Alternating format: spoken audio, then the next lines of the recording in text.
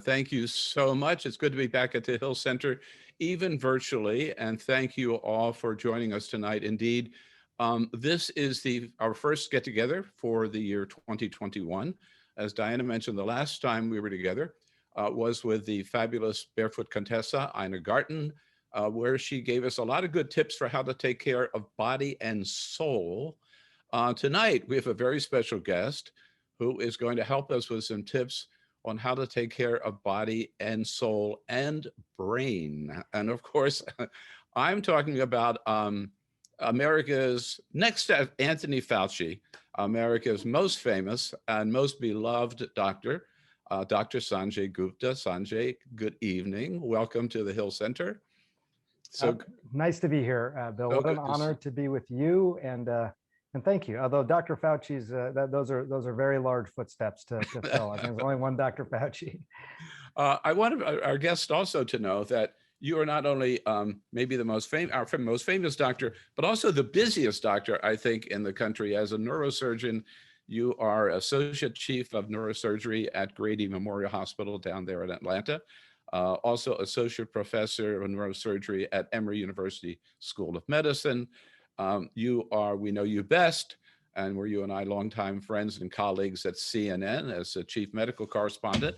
And somehow, Sanjay, you found time to write this great new book called Keep Sharp, Build a Better Brain at Any Age. I have to tell you, I love the book. It's very important, I think, very informative, and a very hopeful message as well. So for those of you living on the Hill, East City Books has lots of copies for you. You can find at your local independent bookstore or, of course, online. Congratulations on the book, Sanjay, and welcome. Here we go. So before we get to the book, I do want to ask you a little bit about the most serious public health crisis that any of us have experienced. But there was some breaking news today, Sanjay, with Johnson & Johnson vaccine being approved by the FDC. This is a single dose. So could this be a game changer? What do you think? I think it's a really important development. And you know, the FDA still has to formally authorize it, but I think it seems inevitable at this point, looking at the data. I reviewed all that data today. It's a really good vaccine for accomplishing what I think most people want out of a vaccine, which is you take the vaccine and you're far less likely to get very sick, far less likely to require hospitalizations, and far less likely to die. That's what most people want out of a vaccine, and accomplish those things. It wasn't as good as some of the other vaccines, at least numerically, at preventing the milder illness. So, you know, people could still have more mild or moderate symptoms with this as compared to the other two authorized vaccines.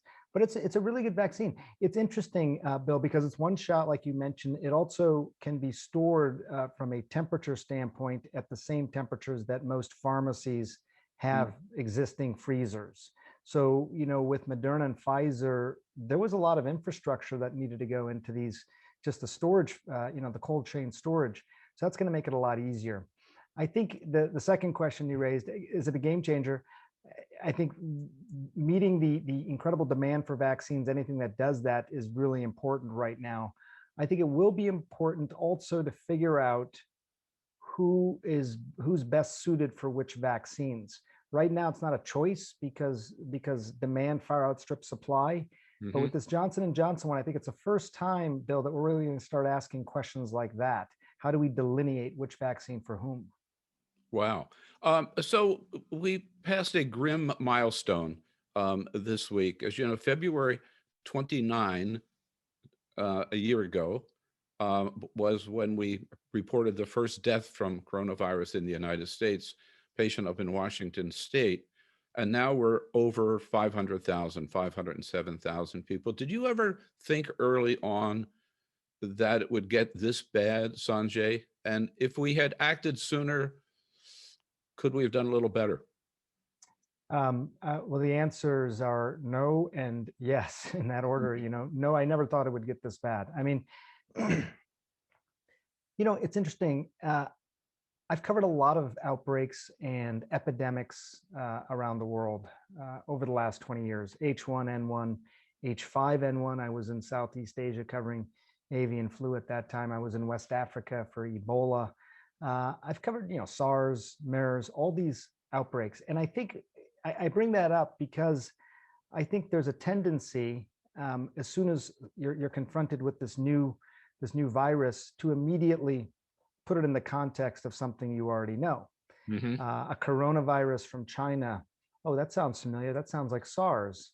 So this is probably going to be like SARS. SARS infected 8,000 people around the world. And 800 people died. It was a 10% mortality rate, but it was not very contagious at all. So I think in some ways having pre-existing sort of context may get in the way sometimes when you're dealing with something new, because this was an absolutely new virus and there was no way to really anticipate, I think, exactly how it was going to behave. Having said that, you live in the United States. We spend $3.5 trillion on healthcare. Other countries around the world named their CDCs in deference to ours because it is the world standard. So you think, I don't know how we're going to do, but we're going to do well compared to how much of the rest of the world does, because, unfortunately, malaria, dengue, all these types of infections affect third world countries more so than they do the United States because of our resources. And what we've seen is exactly the opposite. Wealthier countries did the worst in this. You look at India, look at most of sub-Saharan Africa, look at many countries in Southeast Asia. The best we really did was essentially be the worst in the world. That I could not have anticipated. And I do think, much of this could have been prevented. What exactly was the amount that could have been prevented? I think that's hard to say. But if you look at some of the modeling, they say 84% roughly of deaths could have been prevented. So those are models, hard to know, but yes is the answer. How are we doing today, do you believe? We're doing better. The numbers are all coming down, but they're still unacceptably high. I mean, if you look at where the numbers are now, they're still the absolute numbers are still above the previous peaks. And when we were at those previous peaks, we thought, my goodness, this is awful, unfathomable. And we came down and we had a higher peak, so it's kind of the boiling frog sort of thing. We've been boiling for so long that tens of thousands of people becoming infected every day sounds like a good thing, right? Because it's less hot than it used to be. But I am encouraged, though, to look a little bit more into the future. I think the numbers will continue to come down, and the vaccines are going out. So these are obviously favorable signs. Are we ever going to get back to normal? It kind of depends a little bit on how you define normal, and I'm not trying to be evasive. I mean, it's the topic number one that I have with my wife and my 3 teenage daughters every night at dinner. When I leave you, I'll probably sit down and talk with them about that very question. They look at it from, the context of their lives. Are they going to be able to, hang out with their friends and do things that they used to do? I do think that we're going to have a sense of normalcy again. I think there's two sort of almost not conflicting sort of parallels, but maybe opposed a little bit. One is that, after the 1918-1919 flu pandemic, what happened? The Roaring Twenties. It was this earnest return to normalcy.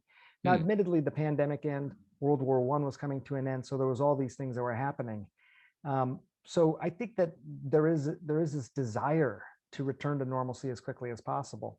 On the other hand, this has been a brutal lesson. I think so much of what has happened here, as I said, could have been prevented. So much of what has happened here was predicted. And despite that, we didn't do anything to really prevent it. But now it's like one of those situations, because we've gone through this, perhaps it means that the lessons were learned. A very hard way to learn them. But I think there's going to be these things that are reminders. I think there'll still be masks in certain areas and large indoor settings, kind of like my kids take off their shoes at the airport. They don't really know why. They were born after 9/11, but I think there's going to be things like that. I think ventilation will change. I mean, even if you're in New York and you see all these old buildings with courtyards in the middle of the building, why was the courtyard in the middle of the building? A lot of that came after the 1918 flu pandemic to improve ventilation in all the surrounding buildings. Construction is going to look different. Office life, I think, will look different. People won't go into the office as much probably as they used to. I think telehealth in my world of medicine is here to stay now. So there'll be differences, but I think overall the semblance will be one of greater normalcy. Yeah. So let's talk about Keep Sharp, which I must say I found rather revolutionary, Sanjay, in the sense that we always, as we've grown up, right, we've always been taught you got to take care of yourself. You have to exercise. You have to eat well. You know, you got to get out and get some air kind of every day. And we sort of don't think about the brain. But what you're saying in this book, as I get it, is that it's just as important as taking care of our body to take care of our brain. And there's one sentence right early on that really caught me. You say, quote, "Every day of your life, you can make your brain better." I mean, that is revolution. How? I mean, in the sense of this thing up here that we don't even know what it looks like, right? I mean, it's this big mystery. So I don't say this, I don't say even a sentence like that lightly, Bill. You know, so my first love affair was with the brain. I'm a neurosurgeon, you know, and that, you know, I continue to practice. So I've always been a student of the brain, you know, in my professional life. I think there was two things that happened that sort of made me write this book and write sentences like the one that you just said. One is that it has always struck me that the brain is largely thought of as this black box, meaning it's primarily evaluated by its inputs and its outputs, but the actual inner mechanics of it and how it works and how you would measure it and how you would say this is a healthy brain, this is not a healthy brain. Like the way that we do with the heart, for example, you have too much plaque in the blood vessels around your heart, or your ejection fraction, how much blood you're actually pushing out is going down. There's these objective measures of the heart, and there really hasn't been that for the brain. We tend to value things in our society more if we can measure them, which is a strange truth. But cholesterol, for example, we all want to lower our cholesterol. I know my number, 200. I want to lower it below 200. Cholesterol is important, but these things take on an outsized sort of importance just simply because you can measure it. And the brain suffered from that, and that we really couldn't measure these things as well. So that was one reason that I wanted to write the book. If we can't measure it like we measure the heart, how do we know what is a healthy brain? What is a well-functioning brain beyond just memorizing a list of 10 objects? But the second thing, and this is sort of the newer science, is that I go to all these neuroscience meetings, you know, from my neuro world, and I'm also a journalist. And, you know, it's sometimes funny when you straddle two worlds like that, you see the gaps. Over here in this world, this is a whole new topic of discussion. Everyone is talking about this, and the lay public has really no knowledge of it yet. And one of those areas was this idea of something known as neurogenesis, which is the idea that you can grow new brain cells. It was really, really something. We thought kids grew new brain cells as their brains were still developing, and maybe somebody who had a brain injury could grow new brain cells. But the idea that you could grow new brain cells throughout your entire life, I don't know that all organs or really any other organ can do that.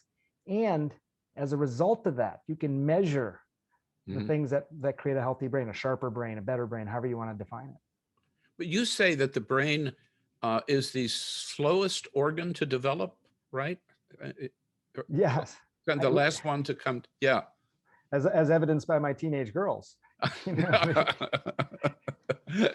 it's constantly folding on itself, you know, and you're adding, it's like these layers of bark to a tree in some way. And one of the last areas to develop, all kidding aside, my girls are really good girls, but they are, it's the judgment areas of the brain that are the last to develop. And really into the mid-20s, you're still developing some of those areas, which is why, you know, teenagers and young people make, you know, questionable decisions. Sometimes their judgment isn't there yet. And you lay out some very, very practical, very basic steps and things that people can do, right, to grow a better brain. Yeah. Yeah. Tell us about some of those. The 12-step program, we don't have time to go over every one of them, but the most important things people can do. Yeah, I give you just a little bit of thinking behind it, because I do lay out the specifics, but the thinking behind it is really, again, it's very interesting to me. First of all, so neurogenesis, growing new brain cells, can happen at any age, as I just said. So what inspires it? There's all sorts of things that make that more likely to happen.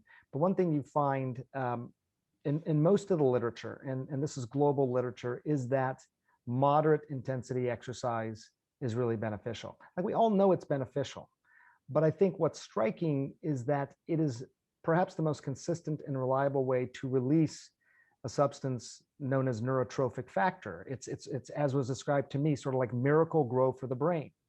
It's the stuff that sort of inspires these new brain cells to kind of wake up and create new ones. So that you can't take it as an injection, you can't take it as a pill. From an evolutionary standpoint, it's almost like when you are moderately active, you are sending a signal to your brain, hey, I'm here. I'm not going anywhere. I want this to remain sharp, for a long time to come. And by the way, I say moderate movement, not intense, for a reason. And that is that what they found in many of these studies is that when you release this neurotrophic factor, when you're doing intense exercise, you also tend to release cortisol, and cortisol can actually inhibit the function of this neurotrophic factor. I didn't know that. I learned that in the writing of this book. So here is an example. You might intensely exercise for your heart, but for your brain, you've got to moderately move, which, the reasoning behind it is interesting. I'll just tell you a couple more. Again, you write a whole book, so I could talk about this all day, as you imagine, but I think diet is critically important, right? If you take the overall movement and how you nourish your body. And I would say a couple things. The brain is 2% of your body weight, and it takes 20% of your blood flow. So any problem that's sort of magnified in your blood will be further magnified in your brain. And sugar is probably the biggest one. Again, we all know too much sugar is bad for you. Human beings used to get sugar twice a year, when fruit fell from the trees. I mean, even honey was protected by the bees. And now we eat 130 pounds a year on average of sugar. But here's the thing that really struck me, is that when you have a lot of sugar circulating, glucose, if it's going into the vessels that supply your brain's response is not to absorb all the extra glucose. It actually becomes saturated very quickly and shuts down. So it stops absorbing any glucose. It's almost like the floodgates just close. So you could be absorbing tons of energy into your body, and your brain could still be starving at the same time. It was just fascinating. You eat sugar as a brain food. It's actually doing the exact opposite thing that you might imagine. So, I take all these scientific sort of studies and I try to say, what do I do with that information now as a guy who's busy and trying to live his life? How do I incorporate these things into my life? That's what the book is all about. Yeah, and you mentioned exercise or move, as you mentioned, nourish, diet, discover is a word that you use too, meaning always be learning new things or reaching out. Yes. I mean, this is, I'm glad you asked about that, because in some ways, this is what I sort of pivoted the entire book on. And I'll tell you why. When you think about your brain, we use our entire brain. This whole notion that you only use 10 to 20% that's not true. But what is true is we probably use 10 to 20% of our brain 80 to 90% of the time. Mm-hmm. Okay. So we have this, if your brain is planet Earth, you're basically living in Washington, D.C. or New York or Atlanta, and you've never left. That's basically it. And you can get around those roads very easily. You know the city well, grocery store, schools, whatever it may be. You know all that really, really easily. And that's great. And you've practiced knowing that really well. Practice makes perfect. That's the practice makes perfect part of your life. But what they find, and this is, again, really fascinating science, is that there's all these other ways to basically create new roads, visit new cities within your brain. And various ways to do that. But one of the most reliable ways is to basically do things that are different, get outside your comfort zone, do something that may even scare you a little bit on a regular basis, or do the exact same thing that you typically do differently. So I'm right-handed. Tonight when I eat dinner, I eat with my left hand. It sounds silly, but when you do that, you're basically creating these new roads, and it's kind of like you got a passport and you're visiting other parts of the world now. Now, what's fascinating about that is that, first of all, it's fun to do. I mean, you'll see when you start doing it, you just learn new things. But the other thing, Bill, and this is the important thing, is that the roads you know so well in Washington, D.C., you got it down. But if you do get a blockage in one of those roads in the form of amyloid plaque, for example, associated with Alzheimer's disease, doesn't matter how well you know the road if it's blocked. But if throughout your life you've built all these other roads, you can still get from point A to point B. Do you have amyloid plaque in your brain? Yes. Is it consequential to you? Maybe not. And that's the whole concept of cognitive reserve and cognitive resilience. That's why you build it up at a young age to basically try and ward off disease later. You do the same thing for your heart and your lungs and other parts of your body. This is how you do it for your brain. So in terms of like real examples of things people can do, learn a new language, learn a musical instrument, travel, I mean, read, all of those. Yeah, I think so. It can really be anything that you're not typically doing. But I think if I had to add two ingredients to it, getting outside your comfort zone is probably a big one.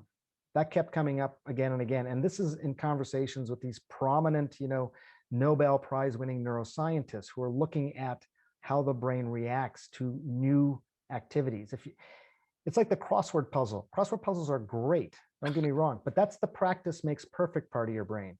What you're trying to do is explore something totally different. So, travel, yes, but to a place that maybe you wouldn't have otherwise gone. And I think this idea that you may take on a new hobby of some sort that's unusual, and if you can use your hands or do something that's physical as part of that, pottery, painting, playing a new instrument, things like that, those tend to be the best as well. So I'm careful not to give hard and fast rules around this, but I think instead those two ingredients, I want to start painting and I'm terrible at it. So it's getting me out of my comfort zone, but it's a new thing and I'm using my hands. That would be a great example. Right. And I do want to tell people, I did mention the 12-step program, but you have it very laid out what you do week by week by week. And each week you have to do a little more, challenge yourself a little more and add things. And so it's a very practical handy book, if you will, about how to care for your brain. It's not that we can go again through all of them, but because I do want to jump into a good part of the book. You deal, Sanjay, with the reality of dementia, which is hard to talk about. One thing, let me just start with this. I was surprised to read that dementia actually starts really early, long time before it manifests itself in any way. Tell us about that. Yes. Right now in the United States, probably around 45 to 50 million people, if you were to image their brains in some way or be able to get some sort of scan of their brain, you would see evidence of some of this amyloid plaque that I was describing, some of the tangles, things like that are often associated with Alzheimer's disease. Now, in these people, the 45 to 50 million I'm talking about, they have no symptoms. They would be surprised if you told them this. And a lot of this was found incidentally. People would come in for some other reason, a headache or a car accident or something, and get a scan, and it would sort of go down this path. And when I say earlier, I'm talking about decades earlier. So someone who might not start showing symptoms of Alzheimer's until they're in their 70s could have evidence in their 40s of some of that, what we call preclinical things happening in their brain. So that's a fact. And now the question really is, so what does it mean and what do you do with it? Some people look at that as really bad news. I think a lot of the neuroscientists I talked to looked at it as an opportunity. So now you've established that you can have a well-functioning brain despite plaque in the brain.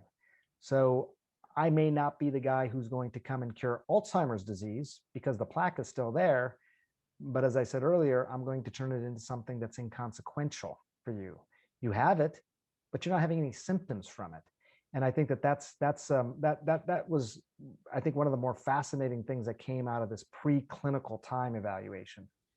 And if you do spot the early signs of it, can you do anything about it? Can you delay the onset of moving into the worst stage of dementia, which is Alzheimer's, right? Yeah. So, so if you're asking about the point now at which you've been diagnosed, so, I want to be very realistic here. It depends a little bit on how significant the symptoms are. There are several trials that are going on now, and I follow and talk about them in the book, that do believe through lifestyle changes outside of some of the therapeutics that are being currently evaluated, that you can delay or stall the progression of symptoms. And there's a couple studies, and I'm very careful here, a couple studies now that have suggested you could reverse the symptoms. We have not been able to say that, and I want to say it very carefully and deliberately, because it's a very audacious statement. But the early results are coming back where you have people who have had improvement in their symptoms. So it wasn't just stalling the march, it was actually reversing it. And I find that really, really inspiring. It's early days, Bill. I mean, despite us talking about it like this, people weren't even talking about the brain other than being a black box just, a decade ago. So it's still early days, but I'm optimistic that even after someone's been diagnosed, there's going to be a lot that can be done to stall or reverse symptoms. And I'm going to remind everybody, I know a lot of questions have already come in, but now is the time, if you haven't already, in the chat room. Megan Rosenfeld, our producer, is here getting your questions. We will get those to Dr. Gupta here in just a couple of minutes. But Sanjay, in terms of, I said the book is hopeful. You spend a lot of time speaking to, well, let's put it this way. I think most of us, someone in our family, or we know someone who has had dementia and maybe even Alzheimer's. But you point out that when this diagnosis comes, there are things the family should know and the things the family should do, and not consider it as necessarily the end of the world. Can you talk about that a little bit? Yeah, I mean, these are difficult discussions, and a lot of people that I spend time with for this book, Bill, neuroscientists who have spent their entire lives in the lab and on the wards, trying to advance science. A lot of reasons they did it is because they were profoundly touched by it. Someone in their family, like you say. So it's an incredibly personal journey, for a lot of these scientists as well. And one of the things that came up over and over again was the idea that unlike a problem that you might have with your heart or your lungs, when it comes to dementia and Alzheimer's dementia, it affects obviously your memory, but also your personality, your judgment, all sorts of things that you may be hopeful to still have conversations with the patient about, but are no longer possible. So planning was so key, and I really tried to look at what are the best ways to plan. I mean, everything from life insurance to guardianship to even how we take care of people from a medical standpoint in hospitals versus nursing homes versus entirely new paradigms for caring for people with dementia.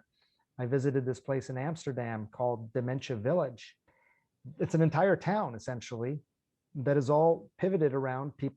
Every resident there has dementia. All the staff are trained medical professionals, and it's remarkable. You think, well, that must be very expensive, or whatever you might think. But you find that in fact, it's far cheaper than how we take care of most patients with dementia in this country. I think it's far more humane because of how you're putting people into environments in which they're very comfortable, as opposed to a hospital ward. And they find that people took fewer medications, lived longer. It's they weren't cured of it. I don't want to over exaggerate, but they lived longer. And I think that there's all sorts of different ways that we're going to look at this over the next 25 years or so. The numbers are going to triple in this country, and it'll become one of the most common neurodegenerative diseases of our lifetime. We have to plan. Mm-hmm. And you also stress the importance of caregivers, and how important to find the right one, and about the incredible work that they do. Right, it takes a very special person to do that. Yeah, those are very touching stories as well. And again, so many of the scientists and people, they were caregivers as well. It's the biggest source of unpaid care in the country is people caring for people with dementia, in terms of number of hours that they are doing this uncompensated typically, because this is family members and things like that. But it's a huge burden, because you are oftentimes giving up other aspects of your life. And because it is so personal, people are reluctant to ask for help often. and you're dealing with someone you love very much who is no longer the same in terms of personality and memory. So there was no easy answers on the caregiving other than to say, as we think about how we're going to fund as a country these neurodegenerative diseases, you can't simply talk about an amyloid drug. That's just one part of this equation. You have to think about all the things I mentioned, the planning, a more humane way of caring for people. How do you deal with caregivers? We find that caregivers are twice as likely as the average population to develop Alzheimer's themselves. Probably a combination of the stress and other things. So it's a significant issue. Let me just, before we get to these questions, one final question for me. You've mentioned use the word memory several times, Sanjay. Now, when you get to a certain age, we all forget certain things. Can't get the name of whoever it was we wanted to talk about, or we forget where we put the car keys or whatever. When does it become something you really ought to worry about? Yeah. Well, let me tell you, I mean, Bill, I do that all the time, right? I'm 50 now. I mean, so I have so many thoughts on this, but let me just tell you a couple things. First of all, most memory lapses, no matter your age, are due to inattention. It's not that you forgot, it's that you never really remembered in the first place. So car keys, you gave the example, I put my car keys down, but you didn't really remember where you put the car key. You didn't make a note of it. You weren't attentive to it. And so that's a big one. And that's fairly easy to fix if somebody really is focused on it or worried about it. When does that become a problem? As somebody described it to me, I thought this was a good way. Again, looking at the car keys, losing or misplacing the car keys is not the concern, but I look at the key and it takes me an extra beat to remember what that's for. Oh, Dad, that's for the car. Oh yeah, for the car. Got it. Takes 2 cues to get you there. Takes 3 cues, and you start to get an idea of the severity of memory loss. So most things you don't really have to worry about, but that's an example of when you'd start to worry and even give you an idea of the severity. One thing I'll just tell you about memory, Bill, is that Thank you for that. Thank you for that, by the way. Does that make you feel better? Good. Feel better. Yeah. I just want to say one thing about memory. And again, I know I'm filibustering this conversation, but I'm so fascinated by the brain. But what is the purpose of memory? What is the purpose of memory? Is memory so that you can remember 10 objects on a list? Memory exists, as these scientists sort of told me over a series of discussions. Memory exists to basically form the narrative of our lives. It is our story. That's our memory.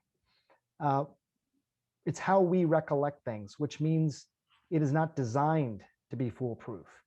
Every time you have a new experience, an older memory might change as a result of that new experience. You may remember something differently as a result of something that you did today, which I find really, really fascinating. If you are just look at your list of 10 things as a way to evaluate your memory, that's probably not the best way to do it. Mm-hmm. It's really this idea that it's the story of you. And I think if you think of it that way, it'll give you a much better sense of the importance of memory, but also what it can and cannot do. So we just scratched the surface, really, of Keep Sharp, Sanjay Gupta's new book. Highly recommended. You'll learn a lot. I certainly did. And now to our questions, Sanjay, and we have a lot of them, so we'll try to go through in the time we have left, as many as we can. Sure. Here's a question. You do talk about this in the book. Are there any supplements that you can take that will help?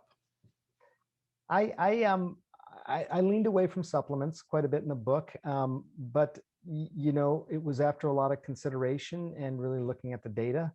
You find that unless you're particularly deficient in some sort of vitamin or nutrient, supplements really probably aren't going to be of great benefit to you.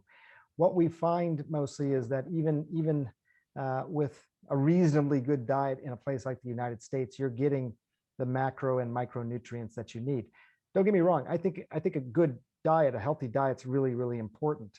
But the idea of supplementing it in some way, I think is tough to do. Even if you're a very deliberate supplement maker, to put broccoli in a pill is just a very challenging thing to do. So get tested for deficiencies. And if you have deficiencies, supplement those, but I wouldn't otherwise sort of super supplement on things. What do you think about contact sports like football or boxing for kids and the long-term effects of concussions? You also talk about that.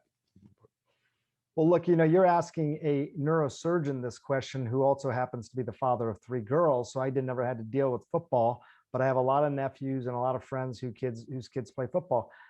Look, I love football. I went to a big football school. I see the appeal of it. There's no way that I could recommend a sport where people bash their heads into each other, cause acceleration, deceleration injuries, minimize the impact of those injuries by calling them concussions instead of what they are, which is brain injuries.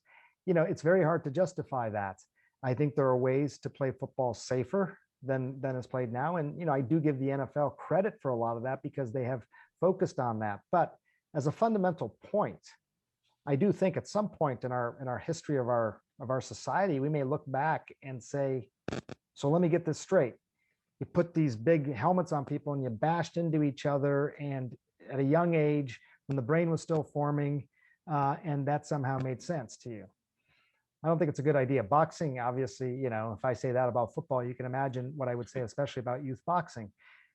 There's a lot of people who are listening, maybe whose kids play sports, or they themselves do it, or they coach or whatever. I understand that. And I think that if you're going to do it, if it's a part of our society, we do have to be very deliberate about how we do this as safely as possible. But as a general rule, I'm not for it. A couple of personal questions. How many surgeries do you still perform a year? A year? Let's see. Okay. It's a good question. I'm about 250 to 300, Ooh. probably. It's roughly 5 or 6 a week.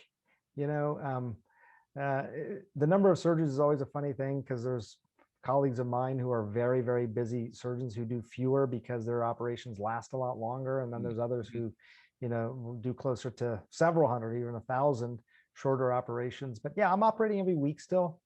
I take care of patients at a university hospital. I have residents and medical students. And as I said, it's my first love affair was with the brain. So I'm glad and lucky to be able to still do it. And in between, do you still play the cello? I don't play the cello. No. Oh, what? I play the piano. Is that on the okay. list? Yeah. No, I don't know where that question came from. Maybe because you look like Yo-Yo Ma. I look like Yo-Yo Ma. Well, that's a whole nother, that's a whole nother thing, Bill. The face blindness. No, the things I miss out on is, it's a busy life. And so I don't get to do as many of the things that I used to enjoy doing, like playing music as much. But yeah, it was a piano for me. Oh, okay. Got it. Here's a question about what the year we've just been through. Considering the unrelenting distractions and stress that we've been through over the past year, would you change any of your advice on brain health? That's a really good question. I think the advice holds because it's based on, how we humans actually function, how our brains function. I think that was the big learning for me, is that if you learn how the brain actually functions, as opposed to just thinking of it as this black box, the right ways to take care of your brain become evident. There is a best way to care for your brain, and I don't think that changes because we're in the middle of a pandemic. I will say this, that one of the pieces of advice that I distilled down as I was looking at all this was to, and I'll describe it this way, is to take a brisk walk with a close friend and talk about your problems. And it encapsulates a lot of the various things that I explained earlier in the book. The connection between people, the brisk activity, as I mentioned, but also this idea of being vulnerable around somebody, talking about your problems. We find when you do that, it forms the deepest connection with people. Just being around people is important, but how do you develop profound connections with them? There was this loneliness researcher that I interviewed out of Oregon, and she told me, I'll never forget, in the middle of COVID, and I would call my parents who live in Southern Florida all the time, and How you doing? I'm doing fine. How you doing? I'm doing fine. It was a cursory, sort of superficial conversation.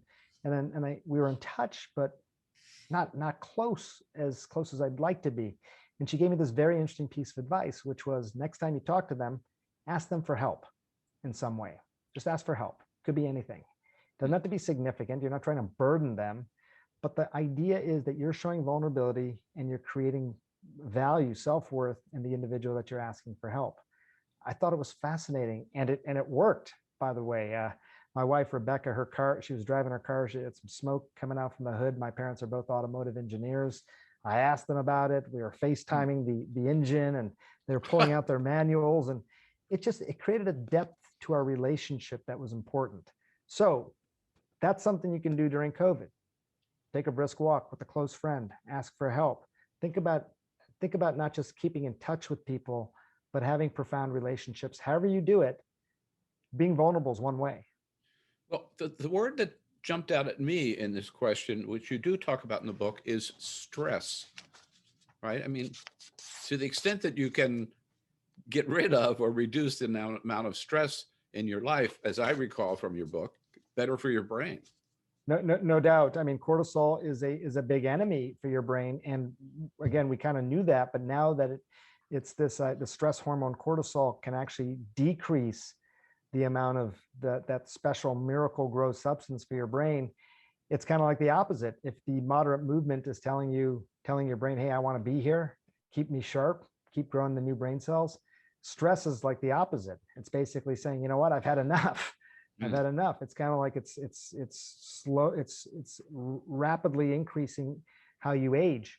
So yeah, I mean, people have all sorts of different ways to deal with stress, and I talk about a lot of them, and I try to present options that people can incorporate into their lives depending on what kind of life they have and what kind of person they are. But it's critically important. What I think is the trap is this idea that I want to be stress-free. That is not realistic, and frankly, it's not useful. We need stress. Gets us out of bed in the morning, makes me be able to have a conversation with you without getting too nervous, whatever it may be. You just don't want to have constant stress. So the focus isn't on living a stress-free life. It's on finding the breaks from it. Don't try and completely eliminate it. Just find the breaks from it, however you can do that. So the book hasn't been out that long, but you spent some time writing it and developing your ideas. So this question, have you had a chance to give 12 steps to people, patients, and actually seen improvement? I really have not. So I've done this, and we had a lot of people during the writing process who did this with me. And we had several hundred people who were part of these clinical trials that we adapted a lot of the 12 steps from. So that's why I have data on it. But I haven't really, it's first of all, the book's been out 6 weeks. And I think because of COVID time, it's just hard to be in touch with people and follow them along as closely as I otherwise would. This book, as a neurosurgeon, I'm primarily I'm doing operations. This book was not for somebody who is infirm or dealing with something. It's for somebody who is perfectly feeling good now to improve their brain function now and help basically lower the chances of disease later. But I'm getting all kinds of interesting anecdotes from people, but I think in a few months we may have more and more examples of people who've actually gone through the entire program. Yeah, that'll be the follow-up book, maybe the introduction to the paperback edition. That's a good idea. Or whatever. Sanjay, one thing that I learned is that dementia is not like just dementia. There are phases of dementia, right? Of the worst of which, or the end of which, is Alzheimer's, I guess. Can you talk about this question? Can you talk about the different kinds or phases of dementia? Well, so there's different grades of severity when it comes to dementia. So first of all, dementia is the broader term, of which Alzheimer's dementia is one type of dementia. A lot of people don't like the word dementia at all. Dementia actually has a very sordid history. And it's funny, again, when I was starting to write the book several years ago, my kids, I was talking about it with them, and they were even younger than they are now, obviously. And they right away said, "You mean like Dementors from Harry Potter?" dementors are those creatures that steal the brains of other creatures. So dementia is not a particularly it's considered pejorative in some circles, and it's not very descriptive. So Alzheimer's is descriptive. It's a type of dementia. There's vascular dementia. There's Lewy body dementia. There's frontal temporal dementia. There's all sorts of different dementias. And then there are dementia mimics, things that are acting like dementia, but really aren't dementia. And some of those things are very treatable. There's a condition called hydrocephalus. We typically think of this in babies, but adults can also get an increase of the fluid-filled spaces in their brain. And oftentimes they'll look like someone who is developing, memory problems and other things. And simply by draining some of that fluid, they actually can improve in terms of their symptoms. And then within these various types of dementia, you can have more mild, moderate, and severe symptoms. So there's grades within, and there's different types as well. Would Get up there. Get up. I think Go up. I think Diana's microphone. Diana, your microphone is on, and we hear maybe Somebody's a little puppy. Oh, dog. Yeah. Sanjay, would your book be valuable for someone recovering from a stroke?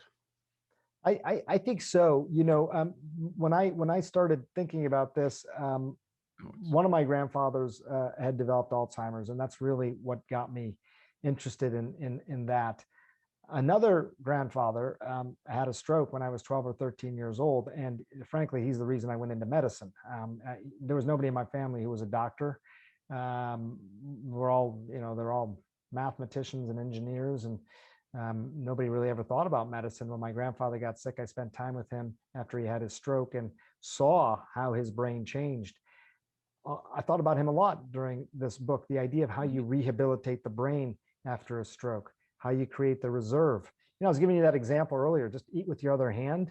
I mean, think about that. If you are right-handed and you've never really used the left side of your body to do any kind of dominant activity, and you have a stroke that affects the right side of your body, just from a pure pragmatic standpoint, it would be good to have this motor memory on the left side of your body.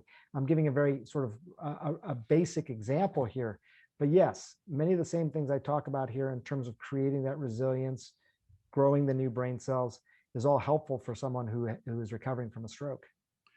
I think you've sort of covered this before, but the question is, what do you see as the most promising area of research on the brain today? Is this neurogenesis that you talked about? Yeah, I think the neurogenesis is the heart of it for sure, because that is if you can grow new brain cells, then even if you have other brain cells that have been affected by Alzheimer's or even by stroke or a brain injury, having other brain cells to create that redundant supply is really important. But there's all sorts of fascinating science that's going on within this world as well. There have been hardly any new therapeutics for Alzheimer's in the last 14, 15 years. There's a couple of trials that are late stage trials right now, which we're watching very closely. But I do think, this idea that there may be some significant therapeutic is real. And maybe the way that it functions may even feel like a vaccine, in the sense that you would take it to prevent Alzheimer's as opposed to dealing with the symptoms once you've developed them. I think that's fascinating science. But we're the country that likes the home run, knockout, touchdown sort of throw, right? We want the big therapeutic. But what I'm telling you is that you don't need the big therapeutic necessarily, because we have a better idea of how the brain works, and we have a better idea of how to prevent the consequences of these diseases right now without any kind of major breakthrough. So just a couple more here. Ben, another personal question. We've talked about stress. How do you manage your own stress? All the stuff in your life you've got to juggle. It's stressful sometimes, it's funny. I'll be just candid and tell you, I don't always practice what I preach here, even in terms of sleep and other things. I don't know, I'm not a particularly stressed guy as a baseline.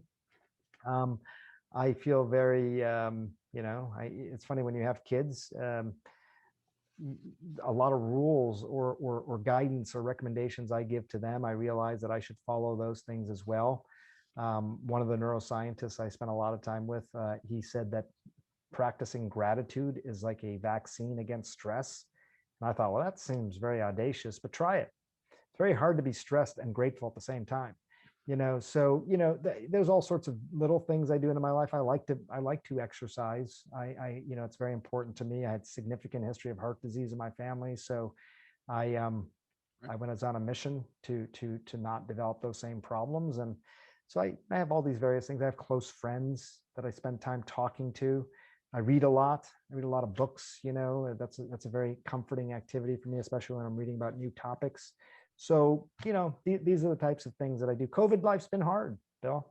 I typically travel a lot. I haven't traveled hardly at all in a year. I mean, I'm restless, but I do, all the same things I think a lot of other people do. Yeah. I mean, you talk about the exercise. You make it a point of getting a good hour in every day. And I remember you're saying, don't sit at your computer more than an hour in a row, right? Just get up and walk around for a couple of minutes. Yeah. The human body wasn't designed to sit or lie for 23 hours a day and then go to the gym for an hour. It was designed to move, I'll just tell you quickly, a fascinating story. I lived with this indigenous tribe in the Amazon rainforest a few summers ago. I was fascinated with this tribe and I wanted to go spend time with them. They don't sit, Bill. It was kind of remarkable to me. The only people that sat in this entire village were the really old people. And I remember coming back, talking to these physiologists, and everyone uses this phrase, sitting is the new smoking. Maybe you've heard that. And it's a sort of, it's not a scientific phrase, but I was talking to this physiologist about this, and I said, what do you think about this? Sitting is a new smoking, and these long-lived populations, they don't really sit. And he said, it's fascinating. When people sit a lot, you start to release certain compounds, certain proteins into the bloodstream that in some ways basically shut down the body's perimeter defenses. Right now in our conversation, you and I have fought pathogens, probably fought off a few mutated cells that have been circulating in our bloodstream. Our immune system's constantly doing that because we want to be alive. When you sit a lot, it's almost like the body is saying, hey, you know what? It's getting to the end. I'm getting close to being done. Shut down the body's perimeter defenses and things like that. It was fascinating. It's more of an evolutionary argument than anything. But the point is that sitting is something that people typically did near the end of their lives. So just stand as much as you can, move. Every time you're about to sit, just say, do I really need to sit right now? Just ask yourself that question. That's how I sort of approach it. Save the sitting till later in your life, right? Okay. That's right. Exactly. All right. So final question that I found fascinating, I've got to ask you about video games. You say that they're actually studying now that there's some video games that could almost be prescribed by doctors to say, this is good for your brain, right? Do this video game.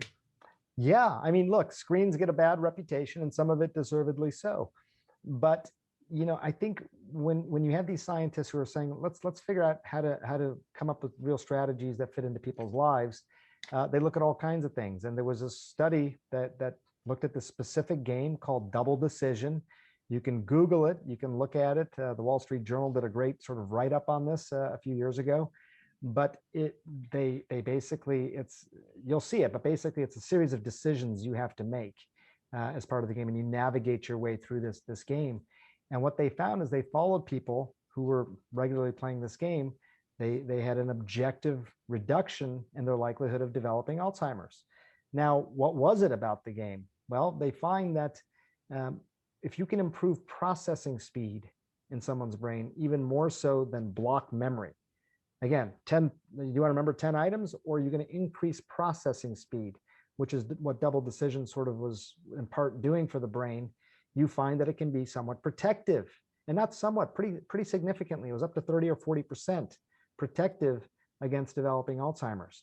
So in some situations, yes, I think call it a video game or whatever, but there are some games, because they do a very specific thing for your brain, that can be helpful. I guess we have to remember that. when we talk to our kids and grandkids about playing video games, right? Not all bad.